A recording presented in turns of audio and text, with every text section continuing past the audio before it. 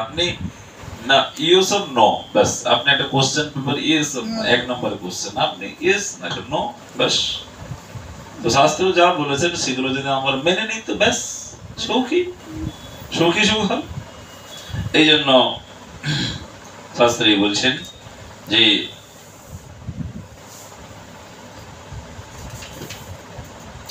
ঋষিগণ অদ্বিতীয় ব্রহ্মবস্তুকে বহু প্রকারে বর্ণনা করিয়াছেন, সুতরাং একজন গুরুর নিকট হইতে লব্ধ জ্ঞান সুপ্রচুর এবং সুস্থির নয়। তাই আমরা প্রথমেই শ্রবণ করেছি যে মন্ত্রগুরু, এখানে আবার বলছেন যে মন্ত্রগুরুস্তেগ এব নিশ্চিত সামান্যতঃ বহু নাম শ্রবণ গুরু ভজন শিক্ষা গুরু প্রায়িক মেঘ তমিতি। মানে মন্ত্রগুরু একজনই, যেহেতু অনেক দীক্ষা গুরু করণে নিষেধ আছে, শ্রবণ গুরু ভজন শিক্ষা গুরু প্রায় একত্র। শিক্ষাগুরুর বহুত জানিতে হইবে, শিক্ষাগুরু অনেকে থাকতে পারে, বুঝাতে পারে, শিক্ষাগুরু অনেক থাকতে পারে, কিন্তু মন্ত্রগুরু একজন। তাই কপোদ আদি অষ্টগুরু হেয়ার্থ, কপতের ন্যায় সঙ্গ হেয়, মেনের ন্যায় রসাসক্তি হেয়া, হরিণের ন্যায় শব্দ। এগুলো আবার পুনর্বার বলছেন যে কপতের ন্যায় সঙ্গ হেয়, মিনের ন্যায় রসাসক্তি হেয়া, হরিণের ন্যায় শব্দাসক্তি হেয়, কুমারী কঙ্কনবৎ সজাতীয় যোগী সঙ্গ হেয়, গজের ন্যায় স্পর্শাসক্তি হেয়, সর্পের ন্যায় জনসঙ্গ নিয়ত নিকেতাদি হেয়, পতঙ্গের ন্যায় রূপাসক্তি হেয়, কুরুরের আমিষ ত্যাগের ন্যায় ধনাদি পরিগ্রহে, মধুকৃত আমি তিনের মধ্যে দুইটি হেয় এবং উপাদেয় গুরুবর্গ, তার মধ্যে আবার মধুকৃত তুল্য মধুকুরি বৃত্তি সার সংগ্রহ উপাদেয়, মধুমক্ষিকার ন্যায় সংগ্রহ হেয়, মধু হর্তার ন্যায় পরকে দুঃখদানে তার সঞ্চিত গ্রহণে হেয়, উদ্যম ব্যতীত দেহ নির্বাপক ভোগ উপাদেয়, পিঙ্গলার আশাময়ী পূর্বাবস্থা হেয়, কিন্তু নৈরাশ্য উপাদেয়, পৃথ্বাদির সহনাদি পৃথিবীর অন্তর্ভেদ পর্বত বৃক্ষের সকলই ধর্মই উপাধি। প্রভু কহি শ্রুতি স্মৃতি যত ঋষিগণ সবই এক মত নয়, ভিন্ন ভিন্ন ধর্ম। ঋষিগণের প্রত্যেকেরই পৃথক পৃথক মত আছে ঋষিগণের, সুতরাং আমি যাহার নিকট যাইব তিনি আমাকে ভিন্ন পথ দেখাইবেন। এইভাবে ভ্রমণ করিলে নানা মতবাদে আমার চঞ্চল চিত্ত তত্ত্ব নির্ধার পটুত হইবেই না, অধিরন্ত অধিকতর চঞ্চল হইয়া হতবুদ্ধি হইবে। তাই যে সকল বস্তুর সহিত ভাষার বিনিময় মনোভাব ব্যক্ত করিতে হইবে না, সেই সকল ব্যবহারিক পদার্থ সমূহকেই শিক্ষাগুরু করিয়া দীক্ষাগুরুর উপদিষ্ট মত মৌসনে তদ বিরুদ্ধ মত নিরসনের জন্য তাহাদের স্বভাবগত দোষ গুণের মধ্য হইতে নিজের শিক্ষণীয় বিষয় গ্রহণ করিয়াছে। ইহাই ব্রাহ্মণের মনোভাব। ভগবান বলছেন ইত্যক্তু যোদুং বিপ্রস্ত মামন্ত্র গভীরধি বন্দিত সাচতুরাজ্ঞা যজৌ প্রীতো যথাগতম। ভগবান বলিলেন প্রগাঢ় বুদ্ধি সম্পন্ন ব্রাহ্মণ দত্তাত্রেয় যদুকেই সম্ভাষণ পূর্বক্ত বিষয় বর্ণন করিয়া রাজা যদু কর্তৃক সুপূজিত বন্দিত হইয়া প্রসন্ন চিত্তে পুনরায় যথেচ্ছ গমন করিলেন। যদুগণ সুচরিতে ও ব্রাহ্মণ বললেন, তা শ্রবণ করে বন্দিত হইয়া প্রসন্ন চিত্তে পুনরায় গমন করিলেন। অবধূত বচ শ্রুতা পূর্বে সাংনস পূর্বজ সর্বসঙ্গ বিনির্মুক্ত সমচিত্ত বভুবঃ।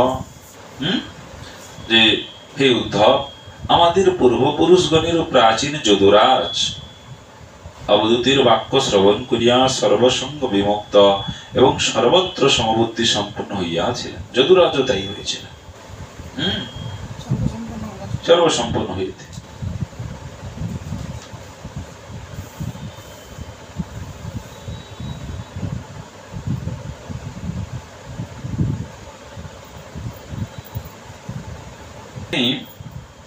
দত্তাত্রেয়ের কথা তো আমরা জানি সকলেই। দত্তাত্রেয় ভগবত অবতার, অত্রি ঋষির পুত্র কামনা করলেন।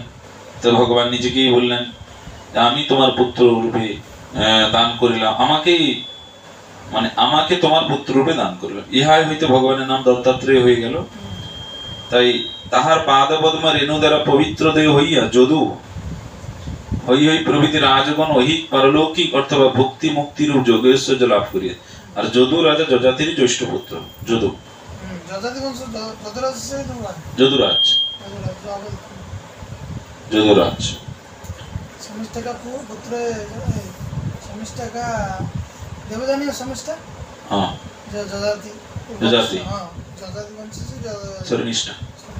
যদু রাজা যজাতির জ্যৈষ্ঠ পুত্র।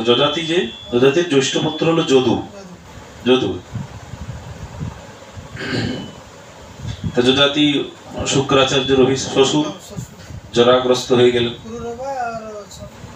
শর্মিষ্ঠা। তাহলে যদু হলো যজাতির জ্যৈষ্ঠ পুত্র। ময়ো ভগবান শ্রী ভগবান ওয়াচ, ভগবান কি বললেন যে ময়োদিত দিতেশ রহিত সধর্মেশ মদাশ্রয় বর্ণাশ্রম কুলাচারম চারম কামাত্ম সমাচারী। ভগবান বললেন আমি যে সকল পঞ্চরাত্রাদি শাস্ত্রোক্ত বৈষ্ণব ধর্মের বিষয় কীর্তন করিয়াছি, আমার আশ্রিত ব্যক্তি তাহাতে সর্বদা বিশেষ মনোযোগী কামনা রহিত হইয়া তাহার অবিরোধী বর্ণাশ্রম কুলাচার সকল অনুষ্ঠান করিবে। এই যে বর্ণাশ্রম ধর্ম, ভগবান এগুলোকে সুষ্ঠুভাবে পালন করতে বলছেন। বর্ণাশ্রম ধর্মকে মানে যদি কেউ গৃহস্থ থাকে সে গৃহস্থ যেন সুন্দরভাবে ধর্ম পালন করে, যার যার গৃহস্থ যে যেরকম আশ্রমে আছে সে আশ্রমে ভগবান বলছেন বর্ণাশ্রম কুলাচার সকল অনুষ্ঠান করিবে।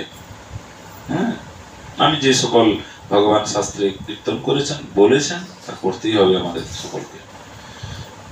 তাই ভগবান এখানে চতুর্বিংশতি গুরুগণের নিকট হইতে প্রাপ্ত শিক্ষার কথা বলিয়া উদ্ধবকে লক্ষ্য করিয়া বর্তমানে অন্য জীবকুলকে আত্মানুভব বিষয়ের সাধন উপদেশ করিতেন।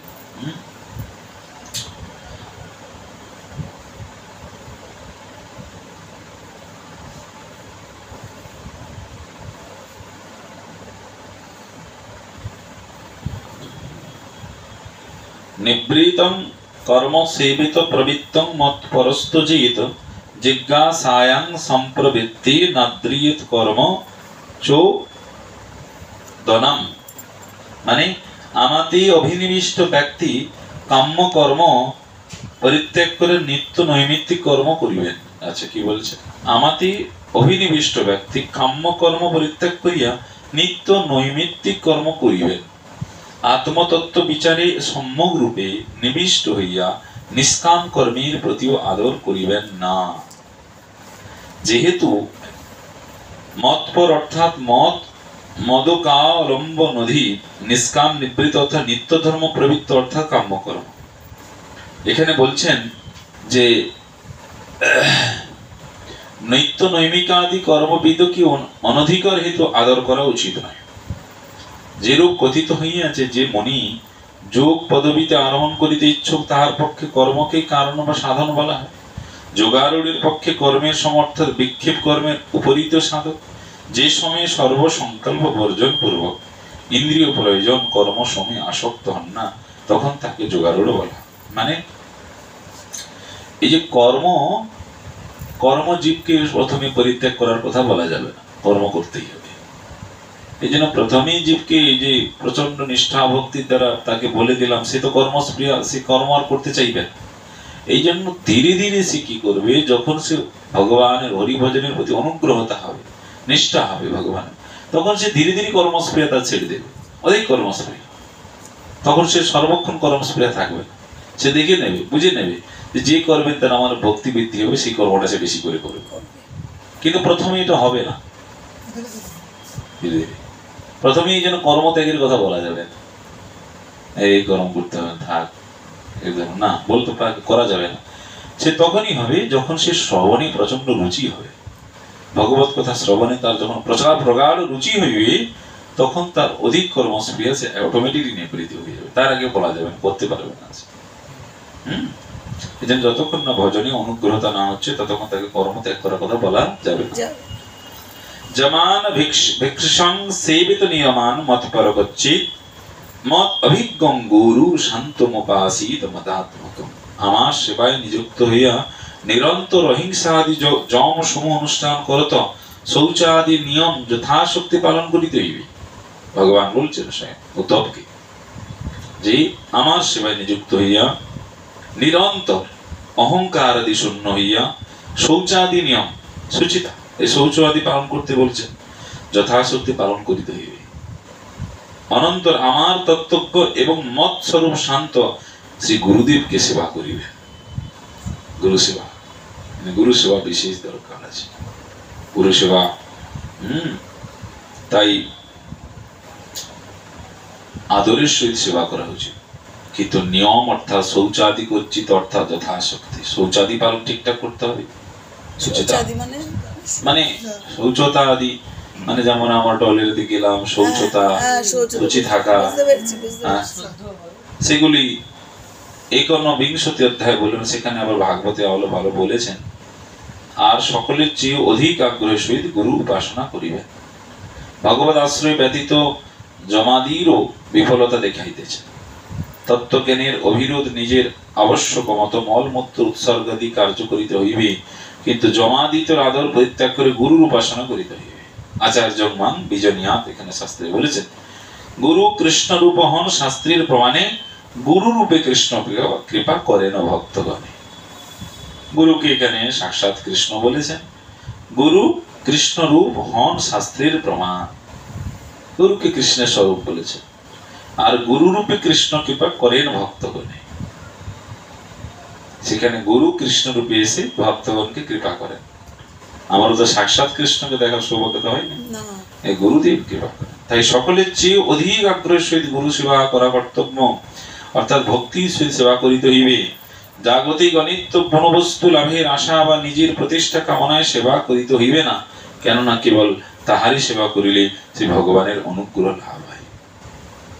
ভগবানের কৃপা হলে, গুরুদেবের কৃপা হলে ভগবান মনুষ্য জন্য কীর্তন যস্য প্রসাদাৎ ভগবৎ প্রসাদো যস্য প্রসাদাৎ নবতি কুতয়পি ধায়াং স্তবং তস্য যশস্ত্রী সন্ধান বন্দে শ্রী চরণারবিন্দ। এই জন্য একমাত্র ভাগবত অনুগ্রহ লাভ হয়, যিনি অপ্রসন্ন হইলে জীবের কোথাও গতি হয় না।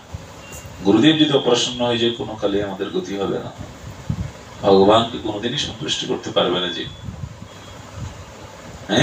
হ্যাঁ, গুরুই তো প্রতিনিধি, তাই গুরুদেবের কীর্তি সমস্ত ধ্যান করিতে করিতে তাহার পাদ পদ্ম বন্দনা করি। গুরু সেবা, শ্রী গুরু সেবা দ্বারাই সকল অভীষ্ট সিদ্ধ হয়। যম নিয়মাদির প্রতি বিশেষ আস্থা স্থাপনের প্রয়োজন হয়। এতৎ সর্বং গুরু ভক্তা পুরুষঞ্জস জয়। শ্রী গুরু ভক্তি দ্বারা পুরুষ অনায়াসে এই সকল জয় করিতে সমর্থ হয়। গুরু সেবা দ্বারা, যেন গুরু সেবা অমূল্য সম্পদ। গুরু সেবা, হ্যাঁ, আমাদের এখানে আমাদের মতন অধম ব্যক্তি যে গুরু সেবা, মানে তাও তো আপনি সুযোগ পেয়েছেন, আমরা তো একটু সুযোগ পাই। সেদিন গুরু মহারাজকে ফোন করেছি অক্ষয় তৃতীয়ার দিনকে, বলেছি আমার তো মৃত্যু খুব তাড়াতাড়ি চলে আসবে, কবে আসবে তার ঠিক নেই, আজও মরতে পারি, কালও মরতে পারি, আপনি তো আমার বাড়িতে একটু চরণের ধুলো দিলেন না গুরু মহারাজ। বলছে এইবার সব মহারাজদের নিয়ে আপনার বাড়ি আসবো আমি। ভালো।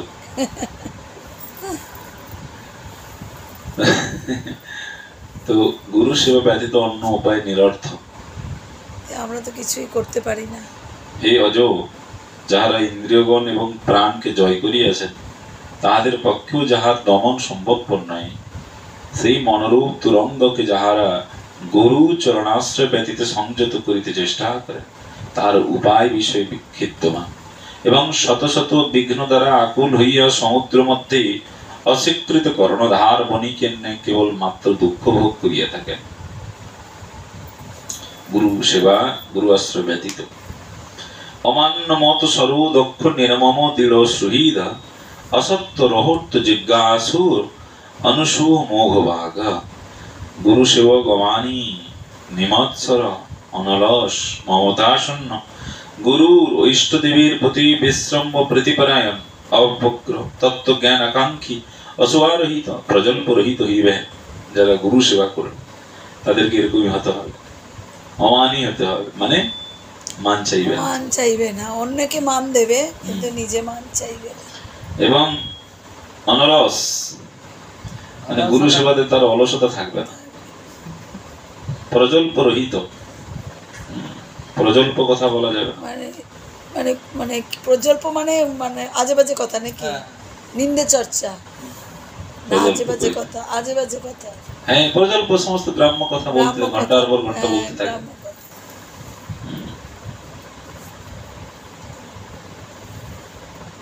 তাই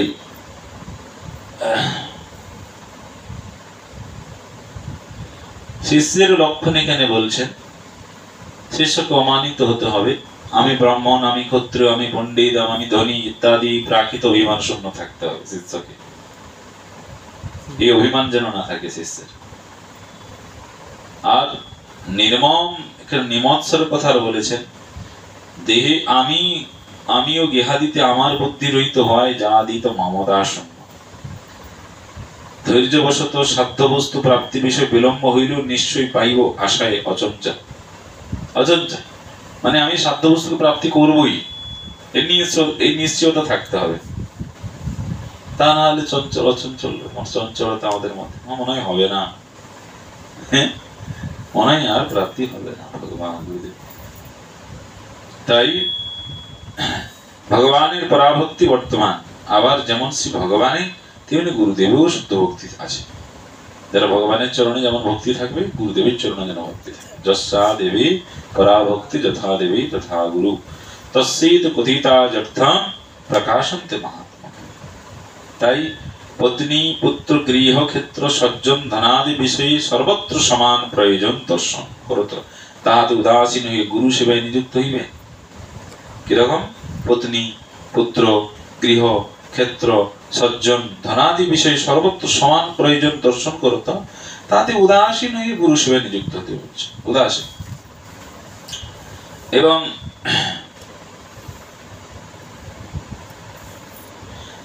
বলছেন কি রূপ বিচেনে অন্য বিষয় নির্মম হইব তাহার বলিতেছে। আত্মা অর্থাৎ নিজের অর্থ, অর্থাৎ কি সৌন রূপাদি মুদ্রা রূপ ধনের ন্যায় সমান দর্শনশীল হইয়া যেমন ব্যবহারিক যে পর্যন্ত যাহার করগত হইবে, সে পর্যন্ত তাহার মমতার পাত্র।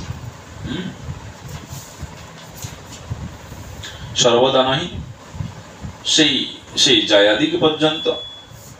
এই জন্য চিত্রকেতু মহারাজ, দেখুন চিত্রকেতু মহারাজের যা হয়েছিল, চিত্রকেতু মহারাজ তাই বলছেন এখানে কি হয়েছিল। যস্তা বস্তুনি পন্নানি হিমাদীন ততস্তুত পট্ট পর্যটন্তি নরস্যৈবং জৈব যোনি সুপত্রিশ। যেরূপ ক্রয় বিক্রয় যোগ্য সুবর্ণাদি বস্তু সম ক্রমশ ভিন্ন ভিন্ন মনুষ্যের মধ্যে পর্যটন করিতেছে, সেইরূপ জীব ক্রমশ নানাবিধ জনক জননীতে পরিভ্রমণ করিতেছে। হ্যাঁ, ক্রয় বিক্রয় আমরা করি না, বিভিন্ন জায়গায় কেনাকাটা করি, এক জায়গায় তো সবসময় কেনাকাটা করি না।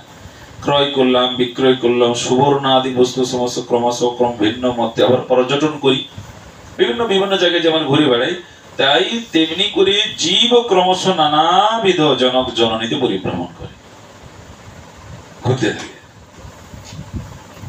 আবার উকি মারছে, ওকে আবার বাচ্চা, হ্যাঁ, নানা জনিতে এরকম জীব ভ্রমণ করছে। আচ্ছা, শত্রু যদি পুত্র হয়, এখানে বলতে শত্রু যদি পুত্র হয়, তাহলে তাহাতে আত্মীয়তার কিরূপে স্নেহ হয় তাহাই দৃষ্টান্ত দ্বারা দেখাইতেছে। শত্রু গৃহস্থিতা যে স্বর্ণমুদ্রা শবদ প্রযোজিকা হয়, দৈবাৎ তাহাই সগৃহে আসিলে প্রেমাস্পীদ ভূত ভোগ প্রযোজিত হয়। এখানে বলছেন যে জীবের সহিত অন্য জীবের সম্বন্ধ নিত্য দেখা যায় না। আচ্ছা ঠিকই তো, জীবের সহিত অন্য জীবের সম্বন্ধ নিত্য দেখা যায় না। কোন একটা জীবের সঙ্গে আপনার সম্বন্ধ নিত্যকাল থাকে না, থাকে নিত্যকাল সম্বন্ধ জীবের থাকে না। যে কাল পর্যন্ত যে বস্তুর সহিত সম্বন্ধ থাকে, সে কাল পর্যন্ত সেই বস্তুর প্রতি পুরুষের মমতা থাকে, সম্বন্ধ থাকে। কোন একটা ব্যক্তির সঙ্গে ব্যক্তির মিলনের একটা সম্বন্ধতা আছে কি, যতকাল আপনার ওই ব্যক্তিটার মধ্যে আপনি ওই গুণগুলো দেখবেন, ততকাল আপনার সঙ্গে সম্বন্ধ থাকবে, তারপরে থাকবে, তারপর দেখবেন সম্বন্ধ বিচ্ছেদ হয়ে গেছে। কত কত বন্ধু ব্যক্তিদের সঙ্গে সম্বন্ধ বিচ্ছেদ হয়ে গেছে। সে দেখছে যে আমি আর ওনার মতন আগের মতন আর সে আচার ব্যবহার পাচ্ছি না, সম্বন্ধতা। তাই জীবের সম্বন্ধতা নিত্য নয়, জীবের সম্বন্ধতা আমাদের নিত্য নয়। যে কাল পর্যন্ত বস্তুর সে সম্বন্ধ থাকে, সেই কাল পর্যন্ত সেই বস্তুর প্রতি পুরুষের মমতা থাকে। সম্বন্ধ তিরোহিত হইলে তার মমতাও থাকে না, সম্বন্ধ তিরোহিত হয়ে গেলে মমতা থাকে না। যেমন দেখুন, আমরা কারোর কোনো প্রিয়জন চলে গেলেও আর কি সে মমতা থাকে? যে ব্যক্তি থাকাকালীন যে মমতাটা থাকে, আর কিন্তু সেই মমতাটা থাকে না, তাই না? তাই জন্মান্তরীর কথা দূরে থাকো, ইহজন্মেই জীবের সহিত অন্য জীবের সম্বন্ধ অনিত্য, অনিত্য। অতএব এই বিচারে জায়া পুত্র গৃহ প্রভৃতিতে মমতা শূন্য হইতে হইবে। জায়া মানে জায়া পুত্র গৃহ, জায়া মানে স্ত্রী, স্ত্রী স্ত্রী পুত্র গৃহ প্রভৃতি মমতা শূন্য হইতে হইবে, মমতা শূন্য থাকতেই হবে। কিন্তু তাই বলিয়া যে গুরুদেব ইষ্টদেব মমতা শূন্য হইতে হইবে না। ভগবান গুরুদেব বৈষ্ণব তাদের সঙ্গে মমতা শূন্য হওয়া যাবে, কেননা উভয়ের প্রাণদ্রব্যের ন্যায় অনিত্য দ্রব্য বিষয়ে নহেন, তাহাদের সহিত জীবের সম্বন্ধ অনিত্য নহে নিত্য। এই সংসার জীবের সঙ্গে সম্বন্ধ নিত্য নয়, অনিত্য। কিন্তু গুরু বৈষ্ণব ভগবানের সঙ্গে সম্বন্ধ মানে নিত্য কালে। তাই তো আমরা প্রভু বলে সম্বোধন করি। প্রভু তো আর এই জগতের ভাষা নয়, অপ্রাকৃত জগতের ভাষা প্রভু। প্রভু নিত্য সম্বন্ধ, নিত্য সম্বন্ধ আমাদের। তাই জীব নিত্য, তার জন্ম মৃত্যু নিত্য। তার জন্ম বা মৃত্যু নাই, জীব নিত্য। কিন্তু জীব জন্ম মৃত্যু নেই, জীব দেহটার জন্ম মৃত্যু আছে, কিন্তু জীবের জন্ম মৃত্যু নেই, জীব নিত্য। পিত্রাদির সহিত দেহ সম্বন্ধ যুক্ত হইলে জীব নিত্য, দেহ অনিত্য, সেই দেহের জন্ম মৃত্যু হয়। দেহের ন্যায় জাগতিক সকল দ্রব্যই অনিত্য, এ দেহের ন্যায়। জীব তো নিত্য। আমরা জীবকে ভালোবাসি কেন? আমার মধ্যে যে বস্তু রয়েছে ওনার মধ্যে সেই বস্তু রয়েছে। তাহলে মোহিত হতে হবে কার প্রতি? জীবাত্মার প্রতি। কিন্তু আমরা বস্তু দেহের প্রতি মমতা হয়ে যায়, কি দেহের প্রতি মমতা হয়ে যায়। কোন একটা দেহ তার প্রতি মোহিত আমার হয়ে গেল, এই জন্য জীবাত্মা দেহে থাকা কাল পর্যন্ত দেহের সহিত দেহ সম্পর্কিত বস্তু ব্যক্তির সহিত তার অনিত্য সম্বন্ধ। দেহ ত্যাগ বা দেহ সকলের বস্তু তো সম্বন্ধ ত্যাগ, কিন্তু শ্রী গুরুদেব ইষ্ট দেহ সব জীবাত্মারই সম্বন্ধ। সুতরাং সে সম্বন্ধ নিত্য, সে সম্বন্ধ নিত্য। যেমন এখানে বলেছেন যে যেমন অগ্নি ও কাষ্ঠ এক নহে, অগ্নিদাহক ও প্রকাশক এবং কাষ্ঠ দাহ্য বা প্রকাশ্য, তদ্রূপ আত্মা ও দেহ পৃথক ধর্ম বিশিষ্ট। অগ্নি যেমন কাষ্ঠের অভ্যন্তরে অবস্থা থাকে, অগ্নি কাষ্ঠের মধ্যে থাকে, কিন্তু আমরা দেখতে পাই না, দেখতে পাই কি? যখন অগ্নি দেওয়া হয় দাহ হয়, আর যখন সে কাষ্ঠে জ্বলতে থাকে ব্যাস তখন আমার আগুনটা দেখতে পাই, দেখতে পাই কিনা? তো তেমনি করে আমাদের মধ্যে যে অভ্যন্তরে জীবাত্মা পরমাত্মা রয়েছে তা আমরা দেখতে পাই না, দেখতে পাই না।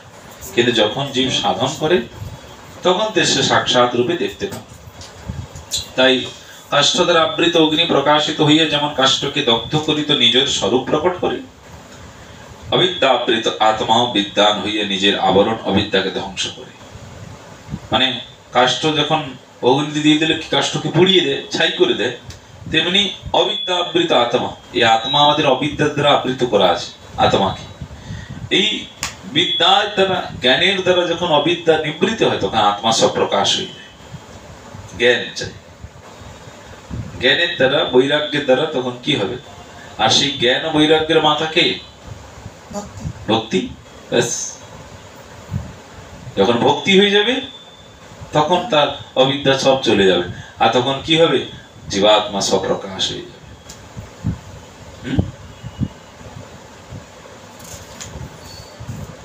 তাই কচ্চিৎ প্রমাণ, কচ্চিৎ স্ত্রী, কচ্চিন ভয় বান্ধবী, দেব মনুষ্য তির্যগা, দেব মনুষ্য তির্যগা বা যথা কর্ম গুণম ভব।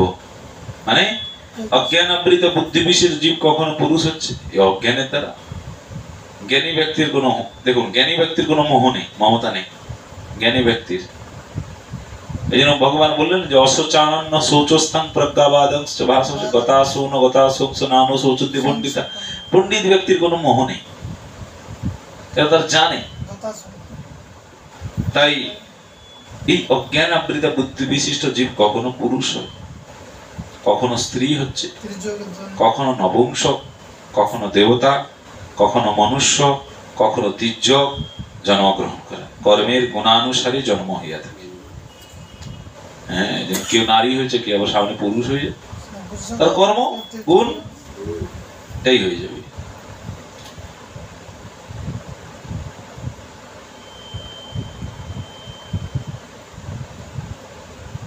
তাই ঈশ্বরাধীন মায়াগুণের দ্বারা এই যে স্থূলদেহ সূক্ষ্মদেহ বিরচিত হইয়াছে, তাহাতেই জীবের অধ্যাস বশত সংসার দশা উপস্থিত হইয়া থাকে। এই যে সূক্ষ্মদেহ স্থূলদেহ তাদের সংসার হয়েছে আমাদের। সুতরাং এই আত্মবিদ্যা এই সংসার বন্ধন ছেদন করিতে সমর্থ। এই আত্মবিদ্যার দ্বারাই সংসারকে ছেদন করা যাবে। এই জন্য জীবকে তো শ্রবণ করতে হবে, শ্রবণ না করলে কি করে ছেদন করবে সংসারকে। তাই স্থূলদেহ ক্ষিতি অবতেজ মরুদ্ভূম এই পঞ্চভূতাত্ম।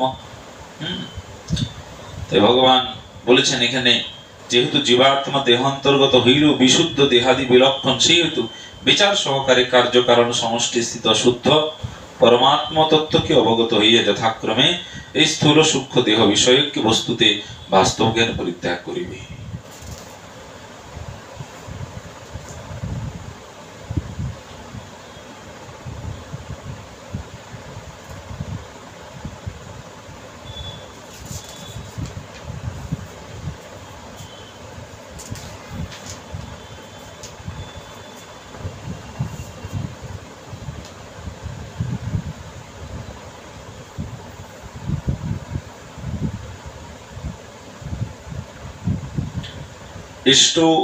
इष्ट देवता यज्ञे श्लोकं जाति यज्ञिक भंजित देवव तत्र भोगान दिव्यान निर्जर्जितान। माने इंद्रादि যাজ্ঞিক পুরুষ কি করে, এই জগতে যজ্ঞ সকলের দ্বারা ইন্দ্রাদি দেবতাগণের পূজা করিয়া স্বর্গপদ লাভ করে, তথায় দেবতাগণের নেই নিজ পুণ্য ফল প্রাপ্ত দিব্য ভোগ বস্তু সকল উপভোগ করিয়া থাকে, স্বর্গে গিয়ে সেখানে ভোগ করতে থাকে। আবার কি করে, স্বপন্ন উপচিত শুভ্রে বিমান উপগীয়তে গন্ধর্ব বহরণ মধ্যে দেবিনাং হৃদ বেশদ্রী। মানে এই মনোহর বেশধারী হইয়া নিজের পুণ্য প্রাপ্ত সর্বভোগ সম্পন্ন শুভ্র বিমানে অপ্সরাগণের মধ্যে ক্রীড়া করে থাকেন, আর গন্ধর্বগণ সে কর্তৃক স্তুত হইয়া থাকে। দেবীগণ অর্থাৎ অপ্সরাদি সেখানে ক্রীড়া করে থাকেন। যে কাল পর্যন্ত ভোগী দ্বারা পুণ্যের সমাপ্তি লাভ না হয়, সে কাল পর্যন্ত স্বর্গগত পুরুষ স্বর্গেই স্বর্গসুখ ভোগ করে। অনন্তর পুণ্যক্ষয় হইলে অনিচ্ছা সত্ত্বেও কাল কর্তৃক চালিত হইয়া অধঃপতিত হয়। হ্যাঁ, তাবৎ সমোদতি স্বর্গে যাবৎ পুণ্যৎ সমাপ্তি ক্ষীণ পুণ্য পতত বার্গ নিচ্ছিন্ন কাল চালিত। যে কাল পর্যন্ত ভোগীর দ্বারা পুণ্যের সমাপ্তি না হয়, সে কাল পর্যন্ত স্বর্গগত পুরুষ স্বর্গে সুখভোগ করিয়া থাকেন। অনন্তর পুণ্যক্ষয় হইলে আবার অনিচ্ছা সত্ত্বেও কাল কর্তৃক চালিত হয়ে অধঃপতিত হয়, আবার এখানেই পতিত হয়। যদি জীব অসৎ সংসর্গে অধর্মরত বা অজিতেন্দ্র হয়, কামুক কৃপণ বিষয়ভোগ তৃষ্ণাকুল স্ত্রী লম্পট, তন্নিমিত্ত প্রাণী হিংসাকারী হইয়া শাস্ত্রবিধি ব্যতীত পশুবধ পূর্বক প্রেত ভূতগণের যজন করিয়া কর্মাধীন বশত নরক লাভ ও স্থাবরত্ব প্রাপ্ত, এবং এই স্থাবর শরীরের দ্বারা পুনরায় পরিণামে দুঃখপ্রদ কর্মসমূহের অনুষ্ঠান করিয়া সেই কর্মহেতু পুনরায় তদ উপযোগী দেহ লাভ করে, তাহা হইলে প্রবৃত্তি মার্গে ভ্রাম্যমান মর্ত্যজীবের সুখ কিসের? এগুলো থাকলে, এই যদি বলেছে না, এগুলো বিষয়ভোগ কৃপণ কামুক, মানে ইন্দ্রকে জয় করতে পারছে না, স্ত্রী লম্পট, তন্নিমিত্ত প্রাণী হিংসা, এই সমস্ত ব্যক্তি ভগবানকে প্রাপ্ত করতে পারবে না। তাই কর্মের অধিকারী এখানে দুই প্রকার, ধার্মিক অধার্মিক। এখানে তন্মধ্যে ধার্মিকের গতি বলা হইয়াছে। আপনা আপনি অজিতেন্দ্র হইতে পারে, ইহার অর্থ কামাত্মা বলিয়া, কৃপণ অর্থাৎ দীন, অতএব লুব্ধ অর্থাৎ ভোগ তৃষ্ণাকুল, স্ত্রৈণ অর্থাৎ স্ত্রী লম্পট। শাস্ত্রবিধি অনুসারে যাহারা ধর্মপথে থাকে, ধর্মকর্ম করেন, তাহারা ধার্মিক। শাস্ত্রবিধি উল্লঙ্ঘন পূর্বক অধর্মপথে অথবা স্বেচ্ছাচারে যাহারা অধর্ম করে, তাহারা অধার্মিক। অধার্মিকদের গতি বলিতেছেন এখানে। অসৎ ব্যক্তির সঙ্গে লোকে অসৎ হইয়া থাকে, ইহা সর্বজন বিদিত, কিন্তু কেহ অসৎ সঙ্গ ব্যতীত আপনা আপনি অজিতেন্দ্রিয়। কেননা কামাত্মা অর্থাৎ কামক ব্যক্তি প্রকৃতপক্ষে কৃপণ বা দীন, কেননা কাম ভোগে উপশমিত হয় না, বরং ভোগ বস্তু লাভের পূর্বাপেক্ষা অধিকতর ভোগ পিপাসা বৃদ্ধি হয়। তখন ভোগ্য বস্তুর পরিমাণে সংখ্যায় অধিক প্রয়োজন হয়, অতীব ভোগী অতৃপ্ত ব্যক্তি কোনো সুখ নেই। ন জাতু কাম কাম নাম উপভোগেন সম্মতি। ঘৃত দ্বারা অগ্নি যেমন নির্বাপিত হয় না, পরন্তু উত্তরোত্তর বর্ধিত হয়, সেইরূপ কাম্য বস্তুর উপভোগের দ্বারা ভোগ পিপাসা বর্ধিত হইয়া থাকে, উপশম প্রাপ্ত হয় না। ওই জন্য স্ত্রৈণ বা স্ত্রী লম্পট পুরুষ হচ্ছে জীব হিংসক।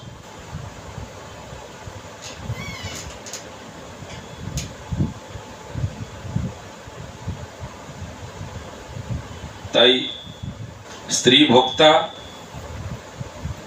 দেখুন এখানে স্ত্রী ভোক্তা যারা কামক, তাদেরকে কোন কুকুর তুল্য আচরণশীল বলেছে। সে সর্বদাই স্ত্রীর ইন্দ্রিয় ভোজনের দোষণে রত, সুতরাং স্ত্রী দেহ সংকোচনে সে প্রাণী হিংসুক বলেছে।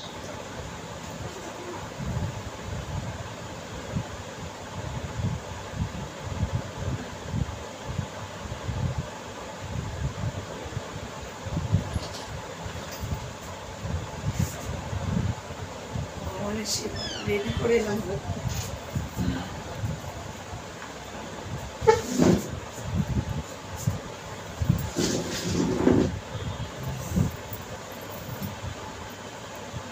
গুণা সৃজন্তি কর্মাণি, গুণো সৃজতি গুণান, জীবস্তু গুণ সংযুতি ভঙ্গক্তি কর্ম ফলানসু। ইন্দ্রবর্গই পাপ পুণ্যাত্মা, মানে এই ইন্দ্রগণই হচ্ছে পাপ পুণ্যাত্মা। ইন্দ্রগণ কর্মসমীর অনুষ্ঠান করিয়া থাকে, ইন্দ্রিয়ের দ্বারাই আমার পাপ পুণ্য করে থাকে। তাই সত্তাদি গুণ সমূহ এই সকল ইন্দ্রই বর্গকে কর্মে প্রবৃত্তিত করে।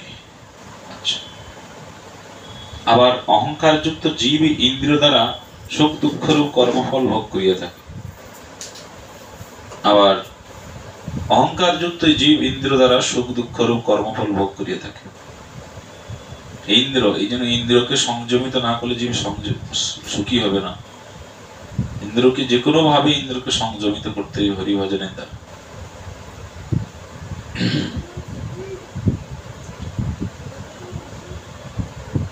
তাই এখানে জৈমিনীয় গণের মত এখানে বলেছে, জৈমিনী আত্মা কর্তা ভোক্তা পূর্বেই স্বীকার করিয়া লওয়া হইয়াছিল, এখানে তাহার অযথার্থ প্রতিপাদনে বলেছে। তাই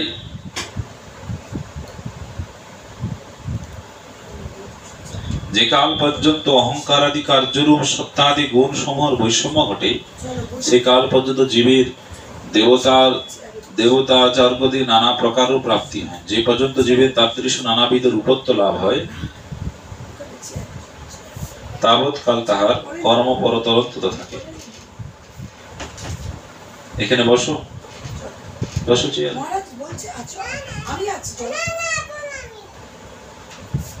মক্কার সামনে বসছিল জিনিসগুলি নেওয়ার জন্য চুপ করে।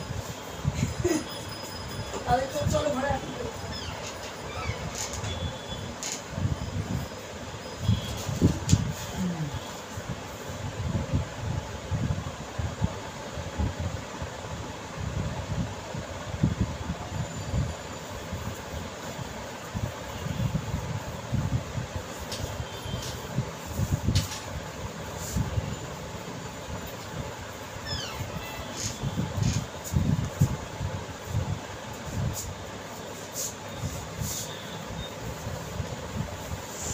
এখানে উদ্ধবজি ভগবানকে বলছেন যে গুণেষু বর্তমান ওপি দেহে যেস্বন পাবৃত গুণেন বর্ধতে দেহি বদ্ধতে বা কথম বিভু। উদ্ধবজি বলছেন যে হে বিভু, দেহি গুণ সকলে বর্তমান থাকিও কি হেতু দৈহিক কর্মাদির সুখাদিতে বদ্ধ হয় না, অথবা গুণ দ্বারা অনাবৃত অবস্থায় কি জন্য বদ্ধ হয়? যে দেহি, আচ্ছা এখানে উদ্ধব বলছেন যে আচ্ছা আপনার মতে মোক্ষই হচ্ছে পুরুষার্থ বলে জানা গেল, সেও ভক্তি জ্ঞান বৈরাগ্যের অভ্যাসে হয়, তাহলে পুরুষকে মুক্ত বলা হয় ইহা আমার বোধগম্য হইতেছে না। তাই বলিতেছেন মুক্ত দত্তাত্রেয় ভরত প্রভৃতির ভোজন শয়ন ভ্রমণ আদি শুনিয়া স্থূল সূক্ষ্ম দেহদয় আছে বুঝিতে হইবে। তাহা থাকিলে দেহজ গুণ সম বর্তমান হইয়াও সেই সব গুণে দেহি কেন বদ্ধ হন না? তত্রাপি চিন্ময় বলে আকাশের ন্যায় অনাবৃত জীব গুণ দ্বারা বদ্ধ হয় না, ইহা যদি বলা যায় তাহলে বন্ধন সম্ভবপর হয় না। তাই বলিতেছেন অনাবৃত কিরূপে বদ্ধ হইবে? ভগবান শ্রীকৃষ্ণের উপদেশ শ্রবণ করিয়া ভক্তবর উদ্ধব জীবগণের এই সন্দেহ নিরসনার্থে নিজে সন্দেহ যুক্তির অভিনয় করিয়া প্রশ্ন করিলেন কি ভক্তি জ্ঞান ও বৈরাগ্য অভ্যাসে জীব মোক্ষ প্রাপ্ত। ভক্তি জ্ঞান ও বৈরাগ্য এ দ্বারা মোক্ষ প্রাপ্ত হয়েছে। তাই স্থূল সূক্ষ্ম দেহদয় বদ্ধ জীব কিরূপে জীবদ্দশাতে মুক্তি বলিয়া অভিহিত হয়? আবার আত্মা যদি নিত্যমুক্তই হন তাহলে তাহার বন্ধনে বা সম্ভব কিরূপে? আত্মা তো নিত্য মুক্ত, তার বন্ধন কিরূপে সম্ভব? প্রশ্ন করেছেন এখানে উদ্ধবজি। বদ্ধ এবং মুক্ত জীব কিরূপে অবস্থান বা বিহার করেন, কোন কোন লক্ষণে পরিজ্ঞাত হন, কি ভোজন করেন, কোন কোন বস্তু ত্যাগ করেন, কিরূপে শয়ন উপবেশন গমন করেন, হে শ্রেষ্ঠ প্রশ্নোত্তরবিদ অচ্যুত, আপনি এই সকল বিষয় একই আত্মা কিরূপে নিত্যবদ্ধ নিত্যমুক্ত হয়? একই তো আত্মা, কি আমার আপনার একই? তাহলে আবার নিত্যমুক্ত হচ্ছে কেন, আবার নিত্যবদ্ধ হচ্ছে কেন? জীব, কোন জীব নিত্যমুক্ত আবার নিত্যবদ্ধ? তৎসম্বন্ধে আমার যে ভ্রম আছে তদুত্তর আমার নিকট বর্ণন করুন। উদ্ধবজি প্রশ্ন করলেন কে লাস্টে কি যে বদ্ধ মুক্ত জীব কিরূপে অবস্থান বিহার করেন, বদ্ধ বা মুক্ত কিরকম বিহার করবে, তার লক্ষণ কি, বা কি ভোজন করেন, কোন কোন বস্তু ত্যাগ করেন, কি রূপে শয়ন করেন, কি রূপে উপবেশন করেন, কিভাবে গমন করেন, একই আত্মা কি করে বদ্ধ আবার মুক্ত হয়, এই তো বিষয়ে আপনি আমাকে অবগত করেন, আপনি বলুন আমাকে। হ্যাঁ, এখানে প্রশ্ন করেছে।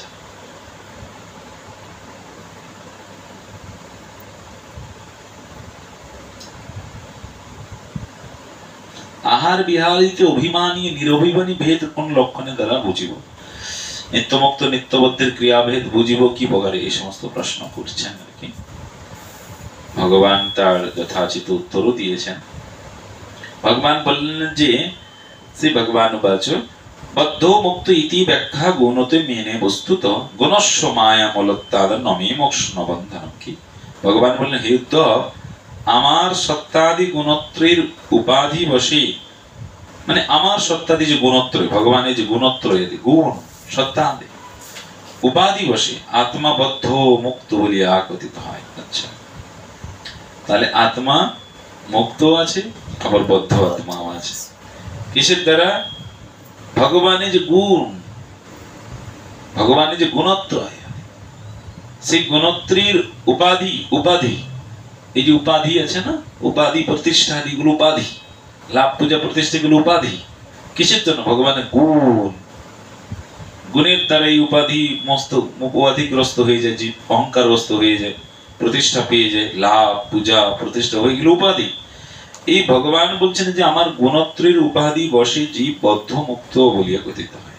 বাস্তবিক পক্ষে আমার আত্মার বন্ধন বা মুক্তির সম্ভাবনা নাই, গুণ সম মায়ামূলক, সে কারণে স্বরূপত আমার বন্ধন বা মুক্তি নেই। মায়া, সেই কারণে ভগবান বলছেন গুণ সম মায়ামূলক, সেই কারণে স্বরূপত আমার বন্ধন বা মুক্তি। ভগবান বলছে আমার বন্ধনও নেই মুক্তিও নেই, কিন্তু জীবের বন্ধন মুক্তি আছে। কেন? জীব হচ্ছে গুণত্রয়ের উপাধি বসের মধ্যে রয়েছে, মায়াধীন রয়েছে জীব। তাই ভগবান মায়া ধীস, আর আমরা মায়া বস। আমরা মায়া বস আর ভগবান মায়াধীশ। ধীশ আর বস। বস, আমার মায়া বস মানে ধীশ। তো ভগবান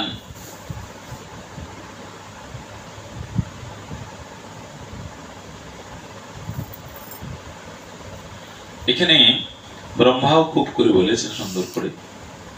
ব্রহ্মা কইলেন যে ভববন্ধ মোক্ষ এই দুইটি অজ্ঞানকৃত, সুতরাং সত্য জ্ঞান হইতে ভিন্ন। বিচার করিলে যে পাওয়া যায় সূর্যে যেরূপ দিবা রাত্রি অস্তিত্ব নেই, সেরূপ মায়া সম্বন্ধ শূন্য অখণ্ড অনুভব স্বরূপ আত্মত্বে দুইটিরই অধিষ্ঠান নেই। সূর্যের কোনো তার দিন আর রাত্রি নেই। সূর্যের এখানে বলছেন কি সূর্যের কোনো দিবা বা রাত্রি অস্তিত্ব নাই। তাহলে যেখানে যারা মায়া সম্বন্ধ শূন্য তাদের কোনো আর বদ্ধ মুক্ত, তাদের এসব কিছু ব্যাপারই না, তারা তো মুক্তই। অতএব সূর্য স্বরূপে যেরূপ দিবারাত্রি উভয় নাই, সূর্য প্রকাশ্যে দিবা, সূর্যের অপ্রকাশে অর্থাৎ তোর দর্শনী তোর অদর্শনী রাত্রি। রাত্রি এখন যেমন রাত্রি, সূর্য দেখতে পাচ্ছি না, সেইরূপ আত্মস্বরূপের অপ্রকাশে আমি আমার। আত্মস্বরূপ যখন অপ্রকাশ অপ্রকাশ তখন আমি আমার বলছি ইত্যাদি ভ্রমাত্মক জ্ঞানে বন্ধন, তৎপ্রকাশে মোক্ষ, তৎপ্রকাশে মোক্ষ। বন্ধন অজ্ঞানকৃত, অতএব অবাস্তব। সুতরাং মোক্ষ এই অজ্ঞানের অপসারণ, অতএব উহাই অবাস্তব। অর্থাৎ অনাত্ম ধারণা হইতে বদ্ধ মোক্ষের উৎপত্তি, আত্মতত্ত্ব সম্বন্ধে উহা মিথ্যা। অতএব গুণ সমূহ নিত্য মুক্ত মায়া মুক্ত জীবকে বন্ধন করে। গুণ, এই গুণ কর্মগুণ, এই গুণ সমূহ জীবকে নিত্য মুক্ত ও মায়া মুক্ত জীবকে বন্ধন, মায়া মুক্ত জীবকে বন্ধন করেন। তাই নিত্যকাল মুক্ত জীব বদ্ধ কি হয় কি রূপে? এই প্রশ্নের উত্তরে জীবকে মাই বলা হইয়া আছে। অনাদিকাল হইতে বিমুখ জীবের মায়া পরবশ্যই ইহার কারণ। অনাদিকাল জীব বহির্মুখ হইয়াছে। তাহলে এখানে কর্ম গুণই জীবকে বিভিন্ন বিভিন্ন স্বরূপ প্রাপ্তি করাচ্ছেন, বিভিন্ন বিভিন্ন রূপ। অতএব বহুকাল জীব ভুলে থাকার জন্য তারা মায়ার বশ হয়ে যাচ্ছে। তার নিমিত্ত গুণাবেশী বন্ধন, সাক্ষাৎ বন্ধন কিছু নেই, সেই জন্য নিত্য মুক্ত বলা হইয়াছে। স্বপ্ন যেরূপ বুদ্ধির বিবর্ত, সেইরূপ শোক মোহ সুখ দুঃখ দেহান্তর প্রাপ্তি সংসার মাইক বলে জানিবে, বাস্তবিক পক্ষে ইহা সত্য নহি।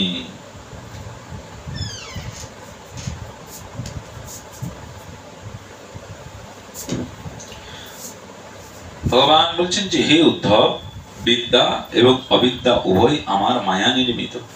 বিদ্যা এবং অবিদ্যা আমার মায়া নির্মিত, অনাদি আমার শক্তি স্বরূপ, দেহিগণের বন্ধ মোক্ষ হেতু বলিয়া জানিবে। আমারই গুলো মায়া, এই বিদ্যা আদি।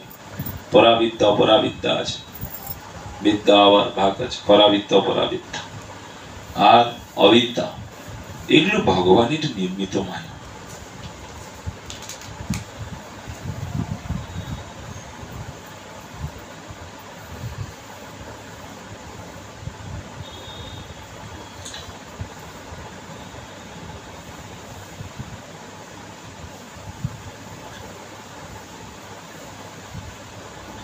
শ্রী ভগবানের যে বহিরঙ্গ শক্তি মায়া, তাহার বৃত্তি নিত্যা। বিদ্যা অবিদ্যা ভগবানের মায়া দ্বারা বিরচিত বলিয়া তদ উভয়ে সৃষ্টি ঔপচারিক মাত্র। তা মৈত্রী ঋষি বিদুরকে বললেন, অবিদ্যা পরমেশ্বরের জীব ও মোহিনী শক্তি দ্বারা কৃত হইয়াছে, সেই অজ্ঞানী ষষ্ঠ সৃষ্টি। মায়ার তিনটি বৃত্তি প্রধান, অবিদ্যা ও বিদ্যা। প্রধানের দ্বারা মহৎ আদি পৃথিবান্ত সর্বতত্ত্ব সৃষ্টি হয়, অবিদ্যা দ্বারা। হে মহামতে, অদ্বিতীয় স্বরূপ আমার অংশে জীব অদ্ভুত হইয়া অবিদ্যা দ্বারা তাহার বন্ধন প্রাপ্ত এবং বিদ্যা দ্বারা মুক্তি লাভ হইয়া থাকে। অবিদ্যা দ্বারা কি হবে? বন্ধন, আর বিদ্যা দ্বারা মুক্তি। বিদ্যা দ্বারা মুক্তি হবে। এই জন্য বিদ্যা দ্বারা প্রাকৃত আমাদের পারমার্থিক জ্ঞানের প্রয়োজন আছে। হ্যাঁ, ব্রহ্মতত্ত্ব জ্ঞান, ব্রহ্মতত্ত্ব জ্ঞান উদয় হলে আমাদের দেখবেন বৈরাগ্য হয়ে যাবে, তাছাড়া হবে না। এই জন্য আমি এক জীব, আমার বিভিন্ন অংশ এবং বহু তা জীব তত্ত্ব শক্তি, কৃষ্ণ তত্ত্ব শক্তিমান, গীতা বিষ্ণু পুরাণাদি তাহাতে প্রমাণ এখানে বলেছে।